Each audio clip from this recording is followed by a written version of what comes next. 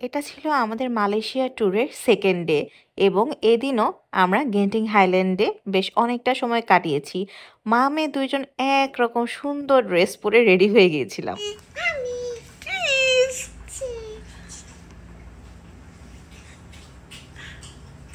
শাওনের কোনো ড্রেসই ম্যাচড ছিল না। তারপরেও কিভাবে যেন দেখুন আমাদের সাথে ঠিকই ম্যাচ করে সে পরে ফেলছে।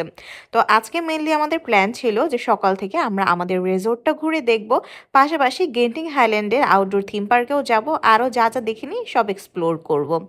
এই রিসোর্টটার নাম আমি আগেই বলেছিলাম রিসোর্ট ওয়ার্ল্ড আওয়ানা এবং এই রিসোর্টটা এত বেশি সুন্দর, যারা গলফ খেলতে পারেন তাদের জন্য কিন্তু এখানে গলফ খেলারও ব্যবস্থা আছে।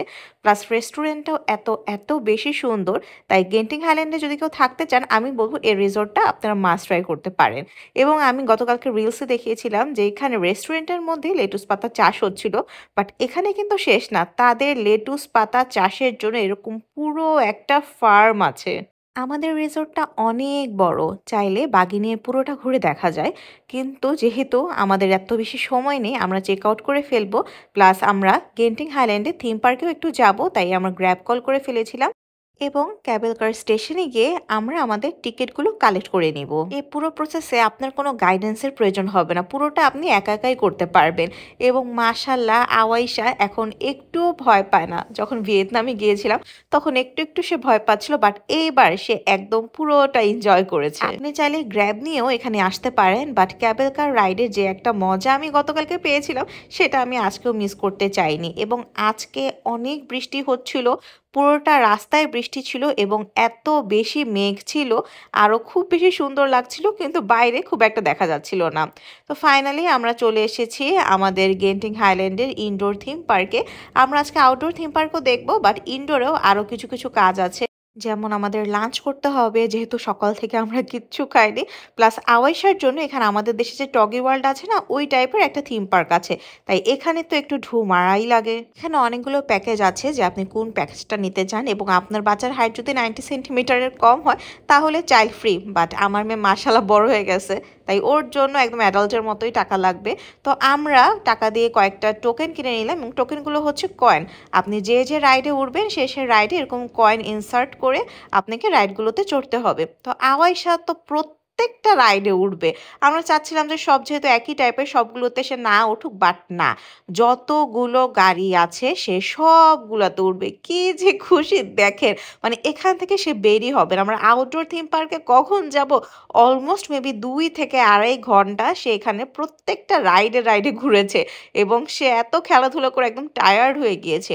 আমরা কিন্তু শুধু আওয়াইশার জন্য না, আমাদের জন্য এখানে একটা প্যাকেজ নিয়েছি, এবং সেটা হচ্ছে 4D আর্ট মিউজিয়াম। এটা আমি অনেক ছবিতে দেখেছি যে অনেক মানুষ যায়, তো আমারও না অনেক শখ ছিল, বাট আওয়াইশাকে কোনোভাবেই এখান থেকে বের করতে পারতেছিলাম না। তারপর তাকে কোনোভাবে টেনে টুনে এই যে 4D আর্ট মিউজিয়ামে নিয়ে গেলাম। বাট যাওয়ার পরে যেটা বুঝলাম যে এখানে কেন কোনো কাস্টমার নাই। একে তো টিকিট প্রাইস 4 থেকে 4.5 হাজার টাকার মতো পড়েছে, প্লাস এখানে তেমন সুন্দর কিছুই নেই, আই মিন মেনটেনেন্স বেশি ভালো মতো হয় নাই। বাট হ্যাঁ, যেহেতু শখ ছিল, শখের দাম লাখ টাকা, তাই গেলাম। বাট মনে হলো যে না, মেনটেনেন্স এত বেশি ভালো হয়নি। এর যে থাইল্যান্ডের 3D আর্ট মিউজিয়াম বলেন অথবা মাদাম তুসো বলেন, ওগুলো আর অনেক বেশি মেনটেন্ড।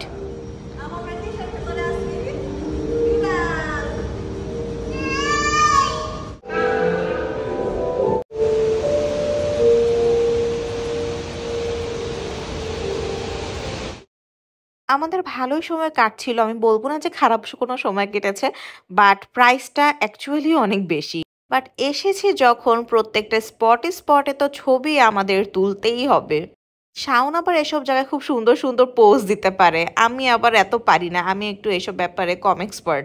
আমাদের ৩টা বাজে কুয়ালালামপুরের হোটেলে আজকে চেক ইন করার কথা, বাট এইখানে ২টা ক্রস করে গিয়েছে। এখন আমরা খাওয়া-দাওয়া করব। এরপরে এখান থেকে যাব কুয়ালালামপুরে, যেটা অলমোস্ট 1 আওয়ারের একটা জার্নি। তো যেটা বুঝলাম যে আজকেও লেটই হয়ে যাবে। আসলে কিছু করার নেই, সবকিছু এত প্ল্যান মোতাবেক হয় না। আর এখানকার খাবারটা এত মজা ছিল, সেটা আমি রিলসে আপনাদের সাথে শেয়ার করেছি অলরেডি।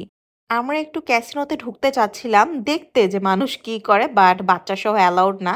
তাই আর ঢুকতে পারলাম না, আর আউটডোরে তো যেতেই পারলাম না। একে তো সারাদিন এখানেই চলে গেল, তার মধ্যে আওয়াইশাও গিয়েছে ঘুমে। তো এখন হচ্ছে আমরা ক্যাবেল কারে করে আবার ফিরে চলে আসব, আমাদের হোটেল থেকে লাগেজটা তুলে আমরা চলে যাব কুয়ালালামপুরে। এখানে একটা ঘটনা হয়েছে, শেয়ার করি আপনাদের সাথে।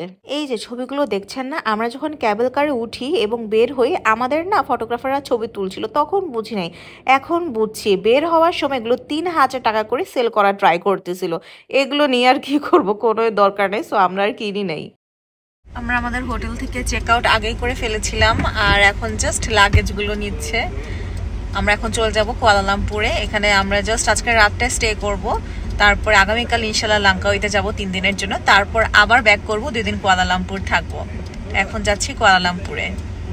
রাস্তায় এত মেঘ ছিল, পুরোটা গেন্টিং হাইল্যান্ডে মেঘের মধ্য দিয়ে গাড়ি চালাতে চালাতে পার করছে ড্রাইভার ভাই।